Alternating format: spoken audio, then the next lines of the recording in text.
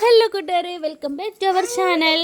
ഞാൻ ഇന്നൊരു അച്ചാറിൻ്റെ റെസിപ്പി ആയിട്ടാണ് വന്നിരിക്കണേ.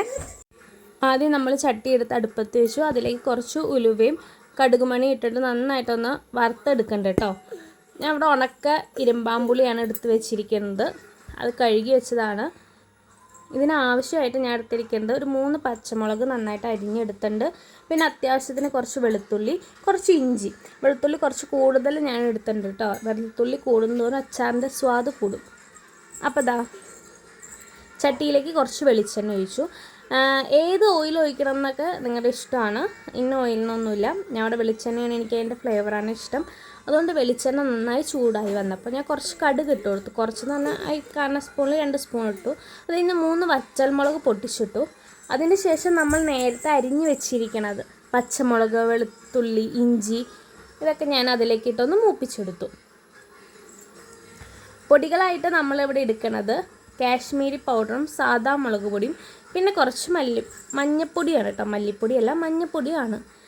നമ്മൾ ചേർത്ത് ഇൻഗ്രീഡിയൻസ് ഒന്ന് വഴന്ന് വന്നതിന് ശേഷമാണ് ഈ പൊടികൾ ഇട്ട് കൊടുക്കുന്നത്.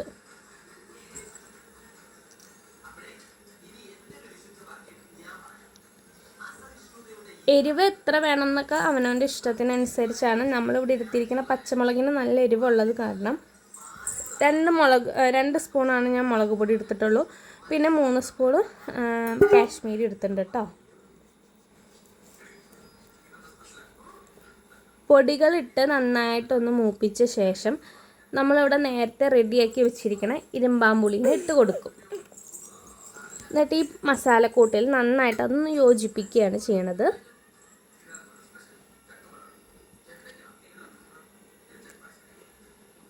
നമ്മൾ നേരത്തെ വറുത്തെടുത്തില്ലേ, അതിൻ്റെ ഒപ്പം കായും പച്ചക്കായും അങ്ങനെ ചേർക്കാം. എന്നിട്ട് അതും കൂടി വറുത്തെടുക്കാം. നമുക്കിവിടെ പൊടിയാണ് ഉണ്ടായത്, അതുകൊണ്ടാണ് നമ്മൾ വറുത്തെടുക്കാഞ്ഞത്.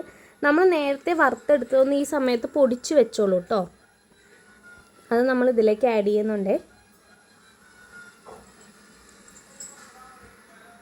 പിന്നെ നമ്മളിവിടെ ശുർക്ക ഒഴിക്കുന്നുണ്ട് കേട്ടോ. നമ്മുടെ അടുത്ത് കുറച്ചാണ് ഉണ്ടായുള്ളൂ. കുറച്ചും കൂടി ഉണ്ടെങ്കിൽ കുറച്ചും കൂടി ഒഴിച്ചാൽ നന്നായിരിക്കും, ഒരു ഗ്രേവി പോലെ കിട്ടണമെങ്കിൽ. പിന്നെ നമ്മുടെ ഇരുമ്പാമ്പുളി ഉപ്പിട്ടാണ് ഉണക്കി വെച്ചിരിക്കുന്നത്. അതുകൊണ്ട് കുറച്ച് ഉപ്പ് അതുണ്ട്. അതിന് ശേഷം ഈ മസാലയൊക്കെ കൂട്ടിയ ശേഷം അച്ചാറിന് എത്ര ഉപ്പ് ഇനി ആവശ്യമുണ്ടെന്ന് നോക്കിയിട്ട് ഉപ്പിട്ട് കൊടുക്കാം.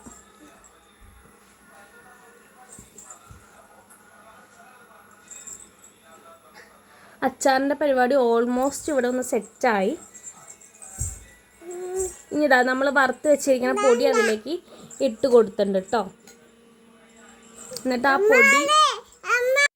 എന്നിട്ട് ആ പൊടിയും കൂടി ഇട്ട് ഞാൻ ഒന്ന് ചൂടാക്കി എടുക്കേണ്ടത്.